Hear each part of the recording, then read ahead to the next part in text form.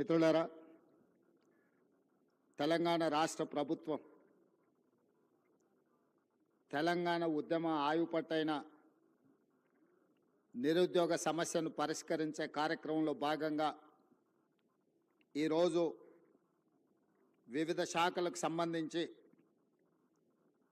Residential schools ప్రిన్సిపల్స్గా, assistant executive engineers, civil, ENC, mission Bhagiratha నుండి public health and municipal engineering, tribal welfare, R&B, అదేవిధంగా agriculture డిపార్ట్మెంట్లో అగ్రికల్చర్ ఆఫీసర్లు, టీచర్స్లో ఫిజికల్ ఎడ్యుకేషన్ టీచర్స్, అదేవిధంగా లైబ్రరియన్స్, వివిధ శాఖలకు సంబంధించి కొన్ని 2017లో నోటిఫికేషన్ ఇస్తే ఇంకొన్ని 2 సంవత్సరాల క్రితం నోటిఫికేషన్లు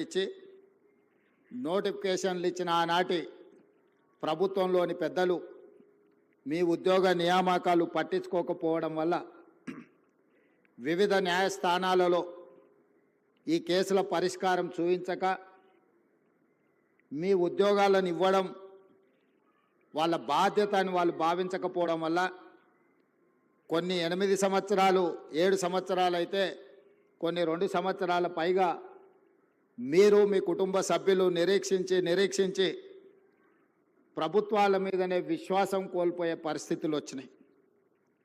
కానీ మార్పు రావాలి, కాంగ్రెస్ గెలవాలి అన్న ఆలోచనతోటి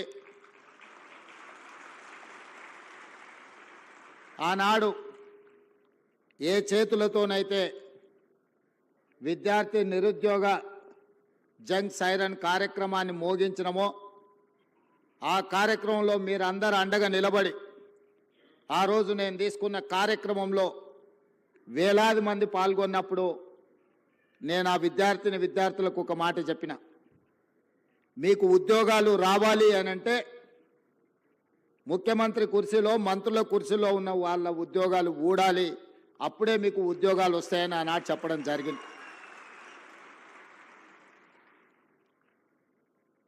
మా మాట మీద ఉన్న నమ్మకంతో మీరందరు కష్టపడి తండాలలో, గూడాలలో, మారుమూల పల్లెల్లో మీ తల్లిదండ్రులను, మీ కుటుంబ సభ్యులను, మీ నాయనమ్మ తాతలను, మీ అమ్మమ్మల్ని, తాతల్ని అందరినీ ఈ ఒక్కసారి మా కోసం ఓటేయండి, ఇది మా భవిష్యత్తు, మా భవిష్యత్తులో మేము ఆనందంగా ఉండాలి అని అంటే ఈ ఒక్కసారి మేము అడిగినట్టుగా ఓటేయండి అని చాలామంది విద్యార్థులు గ్రామాలలో కాంగ్రెస్ పార్టీ కార్యకర్తలు, నాయకులు కాకపోయినా వాళ్ళకంటే ఎక్కువగా శ్రమించి ఇల్లు తిరిగి మా కాంగ్రెస్ పార్టీ శాసనసభ్యులను ఆనాడు గెలిపించడం జరిగింది.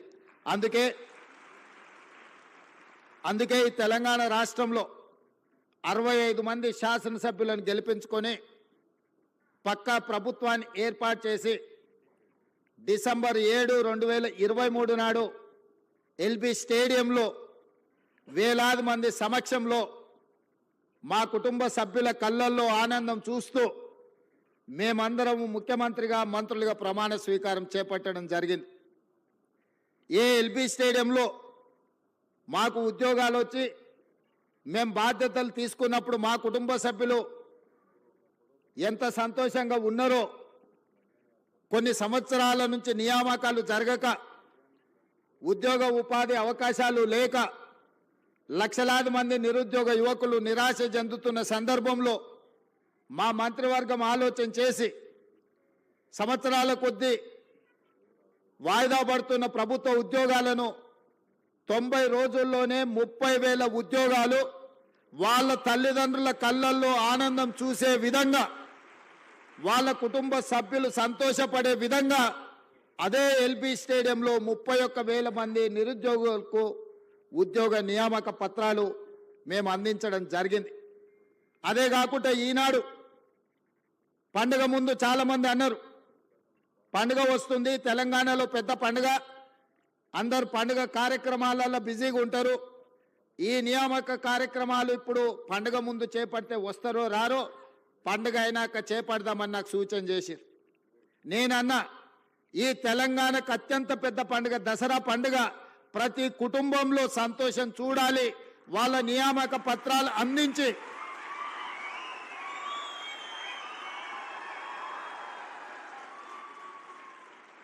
$1635 మందికి ఉద్యోగ నియామక పత్రాలు అందించడం ద్వారా ప్రతి వాళ్ళ కుటుంబాలలో ఏ విధంగా అయితే మనకు బాధ్యత వచ్చినప్పుడు, పదవులు వచ్చినప్పుడు మన కుటుంబ సభ్యులు సంతోషపడ్డారో, ఇవాళ వాళ్ళకు కూడా ఉద్యోగ నియామక పత్రాలు ఇస్తే వాళ్ళ తల్లిదండ్రులు కూడా అంతే సంతోషంగా దసరా పండుగ చేసుకుంటారు. వాళ్ళ కళ్ళల్లో ఆనందం చూడాలి. ఉద్యోగాలు వచ్చిన వాళ్ళే కాదు, వాళ్ళ తల్లిదండ్రులను కూడా ఈ కార్యక్రమానికి ఆహ్వానించండి, శిల్ప కళావేదికలో ఏర్పాటు చేయండి అని చెప్పి మా అధికారులకు ఆదేశించడం జరిగింది. ఈరోజు ఇంత అద్భుతమైన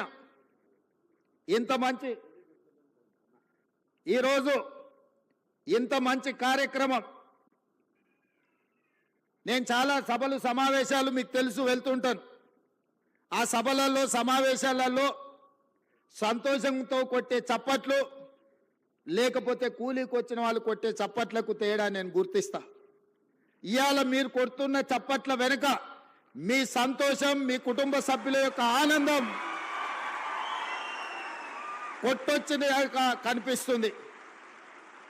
ఎందుకంటే ఏళ్ల కొద్దీ నిరీక్షించే మీ కళ ఈరోజు సాకారం కాబోతుంది. ఈ కళ సాకారం కాబోతున్న వేళ మీ ఆనందాన్ని చప్పట్ల ద్వారా వ్యక్తపరుస్తున్న సంగతి ఈ వేదిక మీద ఉన్న నాకు స్పష్టంగా అనిపిస్తుంది. మిత్రులారా, మీ అందరికీ నా సూచన ఒక్కటే, ఈ తెలంగాణ రాష్ట్రం ఆషామాషిగా రాలే. ఈ తెలంగాణ రాష్ట్రం మీలాంటి వేలాది లక్షలాది మంది విద్యార్థిని నిరుద్యోగ యువకులు ఉద్యమాలు చేసి వందలాది మంది పిల్లలు ఆత్మ బలిదానాలు చేసుకుంటే రాష్ట్రాన్ని తెచ్చుకున్నాం. ఆ రాష్ట్ర సాధనలో ఇంధనంగా పనిచేసిందే నిరుద్యోగ సమస్య. తెలంగాణ వెనుకబాటుతనం, తెలంగాణను వెనుక వేయబడ్డది. తెలంగాణ పునర్నిర్మాణంలో తెలంగాణ బిడ్డలు భాగస్వాములు కావాలన్న ఆలోచనతోటి లక్షలాది మంది విద్యార్థులు యూనివర్సిటీలు వదిలి ఉద్యమ బాట పట్టి తెలంగాణ రాష్ట్రాన్ని సాధించుకున్నాం. ఆ సాధించుకున్న తెలంగాణ రాష్ట్రంలో ఈరోజు తెలంగాణ భవిష్యత్తును తీర్చిదిద్దడానికి మీరందరూ ఈరోజు ప్రతిన చేయబోతున్నారు. ఈ తెలంగాణ నిర్మాణంలో మీరు భాగస్వాములు కాబోతున్నారు. ఇది బాధ్యత. ఇది బాధ్యతనే కాదు, ఇది ఒక భావోద్వేగం. నేను ప్రతి ఉద్యోగ నియామకాల సందర్భంగా నేను చెప్తున్నా, ఇది ఉద్యోగం కాదు, ఇది భావోద్వేగం. ఈ తెలంగాణ నిర్మాణంలో మనం భాగస్వాములం అవుతున్నాం. ఏ విధంగా అయితే ముఖ్యమంత్రి నాకు ఒక భావోద్వేగమో, ఏ విధంగా అయితే లక్షలాది మందికి రాని అవకాశం ఈరోజు నాకు ముఖ్యమంత్రి వచ్చిందో, ఈరోజు ఇంజనీర్లుగా మీకు కూడా లక్షలాది మంది విద్యార్థులు పోటీ పడితే మీరు ఎన్నికైనరు. మీ బాధ్యతను మీరు మరవద్దు. ఈ ఉద్యోగాన్ని ఉద్యోగంలాగా కాకుండా భావోద్వేగంగా భావించండి. ఈ తెలంగాణ నిర్మాణంలో మీరు భాగస్వాములు కాబోతున్నారు. తెలంగాణ భవిష్యత్తు నిర్మాణంలో ఈ ఇంజనీర్లదే కీలకమైన బాధ్యత. పెద్దలు కోమటిరెడ్డి వెంకటరెడ్డి గారు చెప్పినట్టు మీరు బాధ్యతాయుతంగా వ్యవహరించండి. ఎవరిని ఆదర్శంగా తీసుకోవాలో మీ కళ్ళ ముందలో ఉన్నాయి. బాక్రానంగల్ డ్యామ్ నుంచి నాగార్జున సాగర్, శ్రీశైలం, శ్రీరామ్ సాగర్ వరకు పండిత్ జవహర్లాల్ నెహ్రూ గారి సమయంలో మొదటి ప్రధానమంత్రి కట్టిన ప్రాజెక్టులు ఎన్ని వర్షాలు, వరదలు, తుఫాన్లు, ఉప్పెనలు వచ్చినా నిటారుగా నిలబడి ఆ నాణ్యత అక్కడ కళ్ళ ముందు కనిపిస్తుంది. ఆ రోజు సాంకేతిక నైపుణ్యం లేదు, ఈ యంత్ర సామాగ్రి లేదు. మనుషులనే పెట్టి సంవత్సరాల కొద్దీ అక్కడ క్యాంపులేసి అక్కడ కూర్చొని నిర్మాణం చేసి ఇవాళ ఈ తెలంగాణను నిర్మించడం జరిగింది. ఇదే కాదు, మోక్షగుండం విశ్వేశ్వరయ్య 1908లో హైదరాబాదు నగరాన్ని వరదలు వచ్చి ఉప్పెనై కమ్మేసి వేలాది మందిని పొట్టన పెట్టుకున్నప్పుడు ఆ వరదల్ని నియంత్రించడానికి ప్రపంచంలో ఉండే ఇంజనీర్లందరినీ కూడా వారు సంప్రదించడం జరిగింది. అందులో మోక్షగుండం విశ్వేశ్వరయ్యను వారు నియమిస్తే వారు ఈరోజు నిర్మించిన man made wonders Osman Sagar, Himayat Sagar, మనం ముద్దుగా పిలుచుకునే గండిపేట నుంచి మొదలు పెడితే పురాణపూర్ బ్రిడ్జ్ల వరకు ఈరోజు హైదరాబాదు నగరంలో ఆనాడు ఈ వరదల్ని, అనంతగిరి కొండల్లో నుంచి వచ్చే వరదల్ని నియంత్రించడం ద్వారా, నిలువరించడం ద్వారా గండిపేట ఉస్మాన్ సాగర్లను నిర్మించి ఖాళీ నీళ్ల కోసమే కాదు, వాటిని తాగునీటి వనరులుగా మార్చి లక్షలాది మంది హైదరాబాద్ ప్రజలకు దాహార్తిని తీర్చడానికి మోక్షగుండం విశ్వేశ్వరయ్య నిర్మించిండు. వారు ఇంజనీర్ కాబట్టే, క్వాలిటీ కలిగిన ఇంజనీర్ కాబట్టే అలాంటి గొప్ప మ్యాన్మేడ్ వండర్స్ను, అద్భుతాలను నిర్మించి మనకిచ్చాడు. 115 సంవత్సరాలైనా మొన్న ఎండాకాలంలో గోదావరి కృష్ణలో కరువు వచ్చి ఎండిపోయి తాగునీటి సమస్య ఏర్పడ్డప్పుడు హైదరాబాదు నగర దాహార్తిని తీర్చింది ఉస్మాన్ సాగర్. అదేవిధంగా ఈ గండిపేట్ ఈ ప్రాజెక్టులు ఆ రోజు మాకెందుకు లేని, లేదా ఏ 10 ఏళ్ళుంటే చాలను కట్టినుంటే ఇవాళ మనకు ఈ పరిస్థితుల్లో మన ఆదుకుంటుండేనా? ఇవాళ మీరు ఆలోచన చేయండి. అద్భుతమైన నిర్మాణాలు ఆనాడు కట్టిన ఇంజనీర్లు, ఉస్మానియా యూనివర్సిటీ కావచ్చు, లేకపోతే హైకోర్టు కావచ్చు, ఉస్మానియా హాస్పిటల్ కావచ్చు, ఈరోజు నడుస్తున్న అసెంబ్లీ కావచ్చు, ఇట్లా చెప్పుకుంటూ వెళ్తే హైదరాబాదులో అద్భుతమైన నిర్మాణాలు ఏవైతే ఉన్నాయో ఈ హైదరాబాద్కి ఒక చారిత్రాత్మకమైన కట్టడాలను అందించి 100 సంవత్సరాలు ఈ కాలాన్ని తట్టుకొని నిలబడ్డ చార్మినార్ లాంటివి ఇంజనీర్లు కట్టబట్టి నాణ్యత ఉండబట్టే ఇవాళ అవన్నీ ఉన్నాయి. మీరు చార్మినార్ నుంచి ఉస్మానియా యూనివర్సిటీ వరకు కట్టిన ఇంజనీర్లను ఆదర్శం తీసుకుంటారా? ఉస్మాన్ సాగర్, హిమాయత్ సాగర్ను నిర్మించిన ఇంజనీర్లను ఆదర్శం తీసుకుంటారా? నాగార్జున సాగర్, శ్రీశైలం, శ్రీరామ్ సాగర్ కట్టిన ఇంజనీర్లను ఆదర్శంగా తీసుకుంటారా? నిజాం సాగర్ను కట్టిన ఇంజనీర్లను ఆదర్శంగా తీసుకుంటారా? నిజాం షుగర్ నిర్మించిన ఇంజనీర్లను ఆదర్శంగా తీసుకుంటారా? లేకపోతే కాళేశ్వరం కట్టిన వాళ్ళని ఆదర్శంగా తీసుకుంటారా? మీరు ఆలోచన చెయ్యండి. ఈ ప్రభుత్వం వచ్చినాక గత 10 ఏళ్లలో నిర్మించినవి ఏవైనా సరే ఎక్కడికైనా వెళ్దాం. ఇవాళ మాటలు మాట్లాడుతున్న మంత్రులకు నేను సూటిగా సవాలు విసురుతున్నా. మీరు కట్టిన డబుల్ బెడ్రూమ్ ఇండ్ల దగ్గరకు పోదామా? మీరు వేసిన రోడ్ల దగ్గరకు పోదామా? మీరు నిర్మించిన అమరవీరుల స్తూపం దగ్గరికి వెళ్దామా? ఈరోజు మేము కూర్చుంటున్న సచివాలయానికి మీరు వస్తారా? లేకపోతే 1,00,000 కోట్లు ఇప్పటికే కాంట్రాక్టర్లకు బిల్లులు చెల్లించిన కాళేశ్వరం, మేడిగడ్డ, సుందిల, అన్నారం బ్యారేజ్ల దగ్గరికి వెళ్దామా? మీరే కడితిరి, మీరే మింగుతిరి, మీరు ఉండగానే కూలిపాయి. ఇప్పటికీ డిపిఆర్ లేదు, డీటెయిల్ ప్రాజెక్ట్ రిపోర్ట్ లేకుండా ఒక చిన్న గుడిసేసుకున్నా ఇవాళ రేపు మనం ఒక మేస్త్రిని పిలిచి, అయ్యా 2 అర్రల గుడిసే వేయదలుచుకున్నా కట్టెలు ఎంత పడుతుంది, సొప్పు ఎంత పడుతుంది, ఒకవేళ స్లాబ్ వేయదలుచుకుంటే సిమెంట్ ఎంత పడుతుంది, స్టీల్ ఎంత పడుతుంది, కంకర ఎంత పడుతుంది, ఖర్చు ఎంత అవుతుందని మనం అంచనా వేసుకుంటాం. ఒక్క అర్ర ఇల్లు కట్టుకోవాలన్నా, చిన్న పాండప పెట్టుకోవాలన్నా ఒక ప్రాజెక్టు రిపోర్ట్ తీసుకుంటాం మనం, అవునా? 1,50,000 కోట్ల అంచనాలు, 38,000 కోట్ల రూపాయల అంచనా ఉన్న ప్రాణహిత చేవెళ్ళ పేరు మారి కాళేశ్వరమై రీడిజైనింగ్ పేరు మీద 1,50,000 కోట్లకు అంచనాలు పెంచి ఇవాళకి 1,00,000 కోట్లు చెల్లించిండ్రు. 3వ టీఎంసీకి ఇంకా పనులు పూర్తి కాలేదు. ఇంకా రిజర్వాయర్ల విషయంలో కొండపోచమ్మ, మల్లన్న సాగర్ గురించి ఈరోజు వాళ్ళు మాట్లాడుతున్నారు. మల్లన్న సాగర్లో ఈరోజు నిపుణులు చెప్తున్నారు, జియోలాజికల్ సర్వే ఆఫ్ ఇండియా వాళ్ళు, అది ఎక్కడైతే నిర్మించిందో భూమిలో వర్టికల్ ఒక చీలిక ఉన్నది.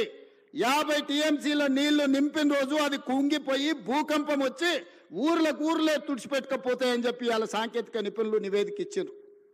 గత ప్రభుత్వం ఏ రోజు కూడా 15 టీఎంసీల కంటే ఎక్కువ నీళ్లు నింపలేదు. అట్లాంటి ప్రాజెక్టు మీద 1,00,000 కోట్లు ఖర్చు పెట్టి ఇవాళ కాళేశ్వరం కట్టినామని చెప్పి మాట్లాడుతున్నారు. నేను ఒకటే అడుగుతున్నా, ఈరోజు జరిగిన ప్రాజెక్టులో జరిగిన కమిషను ఈరోజు సాంకేతిక నైపుణ్యం మీద కొంతమేరకే విచారణ చేస్తుంది. బెస్ట్ సాంకేతిక నిపుణులను నియమిద్దాం. మీరు ఎక్కడ కట్టినరు, ఎట్లా కట్టినరు, దీని వెనకాల ఉన్న మర్మం ఏందో ఆలోచన చేద్దాం. ఈ గత 10 ఏళ్లలో జరిగిన నిర్మాణాలు మీరు ఏదైనా తీసుకోండి, మీ ఊర్లో కట్టిన చెక్ డ్యాములు తీసుకోండి, మీ ఊర్లో వేసిన రోడ్లను తీసుకోండి, మీ పల్లెల్లో కట్టిన డబుల్ బెడ్రూమ్ ఇళ్లను తీసుకోండి, లేకపోతే చిన్న చిన్న గ్రామ పంచాయతీ కార్యాలయాలు నిర్మిస్తే కూడా గత 10 ఏళ్లలో ఏం పనులు చేసిరో మీరు ఒక్కసారి చూడండి. నేను ఎందుకు ఈ మాట చెప్తున్నంటే 100 సంవత్సరాల అనుభవం ఒక్క పక్కన ఉంటే 10 సంవత్సరాల దుర్మార్గమైన ఇంకొక అనుభవం ఇంకొక పక్కన ఉంది. అందుకే ఈరోజు మీరు ఆలోచన చేయండి. ఒక పెద్ద మనిషి ఒక అధికారి నాకు చెప్పిండు, సార్ రాజకీయాలలో ప్రభుత్వ ఉద్యోగాలలో 3 దిశలు ఉంటాయని. 3 దశలు ఏంటివి అంటే, చేరినప్పుడేమో గరం ఉంటారంట, కొంత దూరం పోయినాక నరం అవుతారంట, చివరికి వచ్చేవరకల్లా బేసరం అవుతారంట. దయచేసి చేరినప్పుడు ఏ గరంతో ఉన్నారో మీరు ఉద్యోగ పదవీ విరమణ చేసే వరకు అదే గరంతో ఉండండి, తెలంగాణను నిర్మించండి. ఏ సూక్తి అయితే ఉన్నదో మొదట్లో గరం, తర్వాత నరం, మూడోసారికి వచ్చేవరకల్లా బేసరం అనే ఏదైతే ఉందో నానుడి, ఈ నానుడి నాకు మీకు మాత్రం ఎట్టి పరిస్థితుల్లో వర్తించకుండా ఉండాలి. మనం ప్రజలు అత్యంత విశ్వాసంతో మనకు అవకాశం ఇచ్చింది. ఆ విశ్వాసాన్ని నిలబెట్టుకోవాల్సిన బాధ్యత మన అందరి మీద ఉన్నది. ఇవాళ నేను ముఖ్యంగా 1-2 విషయాలు గుర్తు చేయదలుచుకున్నా, మీరు ఆలోచన చేయండి. గతంలో ఎన్నికలు జరిగినాయి. 2019 ఎన్నికల తర్వాత ఫలితాలు ప్రజలు పార్లమెంట్లో ఇచ్చారు. వినోద్ కుమార్ గారిని ఓడించారు, కల్వకుంట్ల కవిత గారిని ఓడించారు. 6 నెలలు తిరిగే లోపల ఒకరికి ఎమ్మెల్సీ ఇచ్చారు, ఒకరికి ప్లానింగ్ కమిషన్ వైస్ చైర్మన్ ఇచ్చారు. వాళ్ళ కుటుంబ సభ్యులకు ఉద్యోగం పోతే ప్రజలు తిరస్కరిస్తే, ప్రజలు తిరస్కరించింది కాబట్టి పక్కన పెట్టాలన్న ఆలోచన చేయకుండా ఎంబడే వాళ్ళ కుటుంబ సభ్యులకు నియామక పత్రాలు ఇచ్చింది. కానీ 2017లో నోటిఫికేషన్ ఇచ్చిన మీ ప్రిన్సిపల్స్ని ఎందుకు నియామకం చేయలేదు? 2017లో నోటిఫికేషన్ ఇచ్చిన ఫిజికల్ ఎడ్యుకేషన్ టీచర్స్ని ఎందుకు నియామకం చేయలేదు? తన కుటుంబానికి ఒక నీతి, మన కుటుంబాలకు ఇంకొక నీత. ఇదే ఆ కుటుంబం నీతి. ఇంతకంటే ఉదాహరణగా నేను చెప్పాల్సిన అవసరం లేదు. ప్రతివాడు ముసుగు తొడుక్కుంటాడు, కానీ ఓ సందర్భంలో ముసుగు తీస్తారు. లాలూ ప్రసాద్ గారు ఓ ఉపన్యాసంలో చెప్పిండు, ఊర్లో రజకుడి గాడిద మీద ఒక దుప్పటి, రాముల వారి బొమ్మ ఉన్న దుప్పటి ఉండేదంటే ఎప్పుడు మూటలు మోసే గాడిద. అది ఊర్లో ఎవరు చేన్లో మేయడానికి పోయినా అక్కడ ఆ చేను వాళ్ళు కొట్టకపోను చూడంగానే దండం పెట్టేదని. గాడిద ఏమనుకున్నదంటే, నాకు ఇంత గౌరవం ఉంది, ఈ మొత్తం ఏ గడ్డి అయినా మేయొచ్చు అని ఊరి మీద పడి తింటా ఉన్నది. ఓ రోజు ముళ్ళ చెట్ల నుంచి పోతుంటే ఆ పైన వేసిన బొంత మీద ఉన్న రాముడి బొమ్మ ఉన్న బొంత ఆ చెట్టుకు తగిలి అది బయటికి పోయింది. గాడిద చేనులకు పోయి మెయ్యంగానే దుడ్డు కర్ర తీసుకొని కొడితే నడ్డి ఇరిగింది.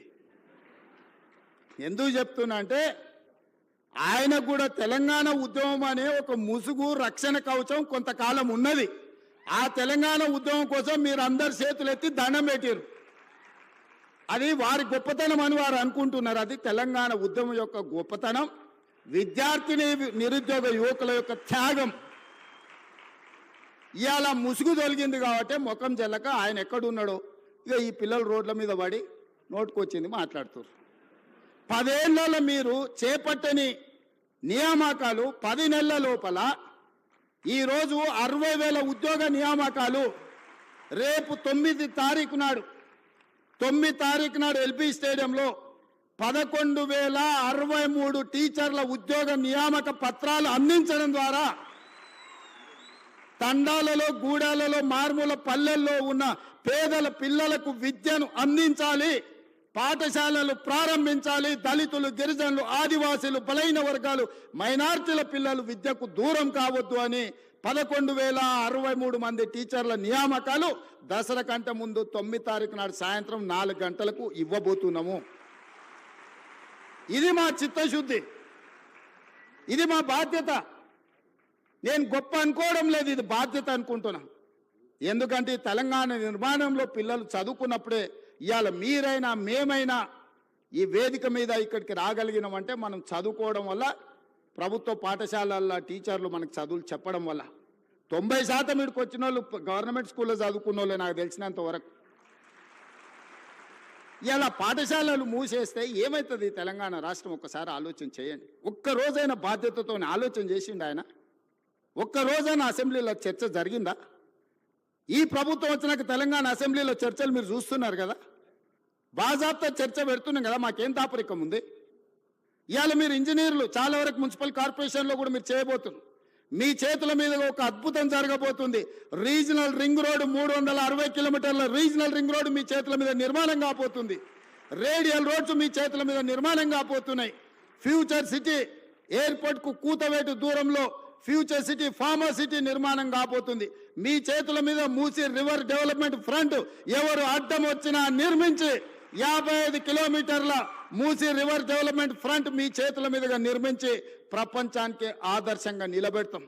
లండన్లో హడ్సన్ రివర్ ఉంటుంది, అదే లండన్లో థేమ్ రివర్ ఉంటుంది, అమెరికాలో హడ్సన్ రివర్ ఉంటుంది, అదేవిధంగా గుజరాత్లో మీకు సబర్మతి రివర్ ఫ్రంట్ ఉంటుంది. హైదరాబాద్ నగరానికి న్యాచురల్గా ఉన్న మూసీ రివర్ ఎందుకు అభివృద్ధి చేసుకోవచ్చా అని నేను అడుగుతున్నా. ఇవాళ నేను మిమ్మల్ని అడుగుతున్నా, కృష్ణ, గోదావరి, యమున, గంగా, సరస్వతి అన్ని నదుల పేర్ల మీద మన ఆడబిడ్డలకు పేర్లు పెట్టుకుంటున్నాం. అవునా? మన ఇంట్లో ఆడబిడ్డ పుడితే కృష్ణానో, కావేరో, గోదావరో, సరస్వతో, గంగానో అని నదుల పేర్లు మన బిడ్డలకు పెట్టుకుంటున్నాం.